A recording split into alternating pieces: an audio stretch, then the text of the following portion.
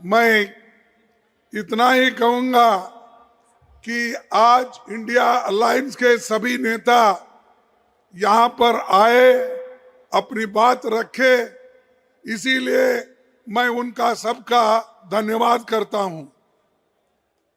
ये India alliance क्यों बना? इंडिया अलायंस इसलिए बना जो मोदी जी, शाह, इन्होंने डेमोक्रेसी को खत्म करने का एक बीड़ा उठाया है। देश के संविधान को खत्म करने का इन्होंने बेड़ा उठाया है। दलितों को, मजदूरों को, किसानों को, महिलाओं को कुचलने का काम इन्होंने किया है और अभी भी कर रहे हैं। इस देश के डेमोक्रेसी को खत्म करने के लिए ही 146 एमपीज को इन्होंने बाहर निकाला। कोई कुछ नहीं बोला। हमारे राम गोपाल यादव जी यहां नहीं है, उन्होंने बहुत दूर बैठे थे। ऐसे कई जो 147 एमपीज में दूर दूर बैठे थे, मुंह भी नहीं खोले थे, बोलने का बात उनको समय भी नहीं मिला, लेकिन उसको सस्पेंड किया गया। सस्पेंड करने के बाद हमने बाहर सभी मिलके गांधी स्टैच्यू के पास सत्याग्रह किया, धरना किया। तब जो हमारे सदन में सरकार के तरफ से ये आता है, मुझे बहुत धक्का लगा कि एक संविधान के उच्च पद पे बैठते हैं ऐसे लोग कहते हैं कि मैं एक फलाना जाति का आदमी हूं, इसीलिए मुझे इंसल्ट कर रहे हैं। अरे अगर आप देश के संरक्षक करने का अधिकार लिए हैं, संविधान के तहत आप चलने का वायदा किए हैं, तो आप जात पात की बात अंदर करते हो और जात पात पे चलने की बात करते हो। अगर आपकी हालत यही है तो मेरे जैसे दलित की हालत क्या होगी? मैं जब उठता था, सदन में उठता था बात करने के लिए, आपके तरफ आवाज उठाने के लिए, तो उस वक्त कभी मुझे मौका नहीं मिलता था। जब कभी भी देश में जब महिलाओं के ऊपर रेप होती है, जब कभी दलितों को कुचला जाता है, किसानों को मारा जाता है, मजदूरों को मारा जाता है और संविधान के धज्जे उड़ाए जाते हैं, उस वक्त हम खड़ा होके जब नोटिस देते हैं, नोटिस पढ़ने को भी हमको परमिशन नहीं दिए।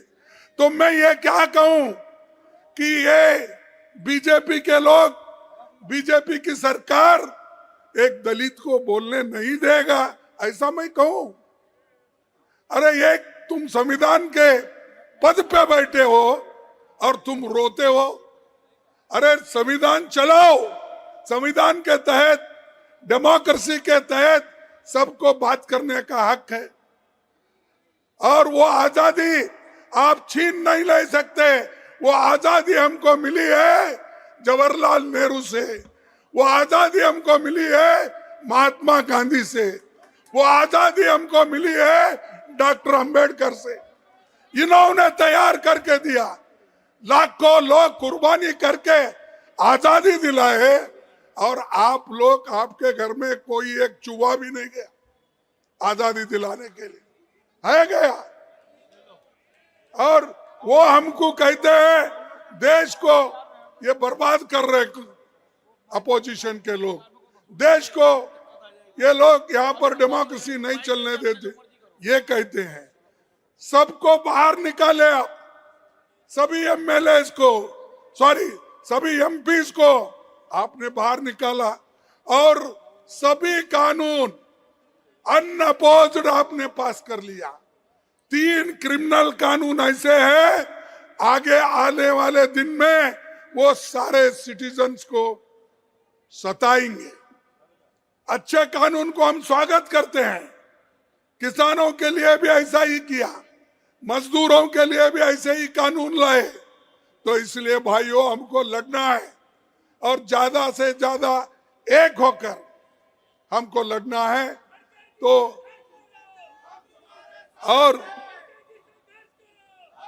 और आज मोदी जी हर एक को दबा रहे। हमारे कार्यकर्ताओं को जहां कहीं इलेक्शन आता है, उनको ईडी का डर, सीबीआई का डर, इनकम टैक्स का डर। अरे कितने डराते हो? अरे ये अपोजिशन पार्टी कांग्रेस ये डरने वाली नहीं है, झुकने वाली नहीं है। अगर आप कितनी भी कोशिश करो, आप मोदी साहब, आप कितनी भी कोशिश करो हमको मिट्टी में दबाने की, हम बीज हैं, बार बार उठने की आदत है हमको। हम तो तुम दबाने की कोशिश करते हो तो हम उठते हैं, और देश को बचाने के लिए, संविधान को बचाने के लिए, लोकतंत्र को बचाने के लिए हम सब एक होकर लड़ रहे हैं। मुझे खुशी है कि सारे अपोजिशन के नेता एक हो गए हैं। अब जब सब लोग एक होते हैं, तब अकेला मोदी कुछ नहीं कर सकता। और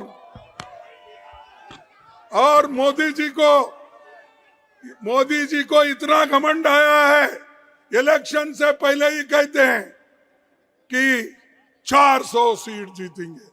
तो क्या मतलब भाई? 400 सीट जीतने का क्या है तुम्हारे पास?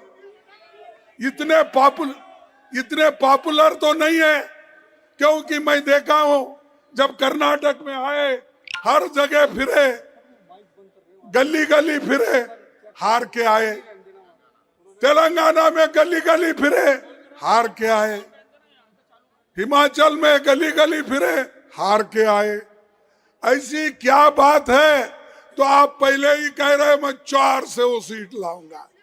अरे आपको जो जनता आपको सत्ता में बिठाई है, वो जानती है कि आपको सत्ता से कैसा बाहर निकालना, नीचे गिराना। तो इसलिए मैं इतना ही कहूंगा। आप सभी लोग यहाँ आए हैं, सभी नेताओं का भाषण सुने हैं, तो इंडिया अलायंस एक होके लड़ रही है। इसको आप साथ दीजिए, एक हो जाइए। और मैं सभी मीडिया से भी अपील करता हूं, जो सच है वो तो बताइए, जो सच है वो तो कहिए, जो सच है वो तो लिखिए। इतना ही मैं आपको कहूंगा।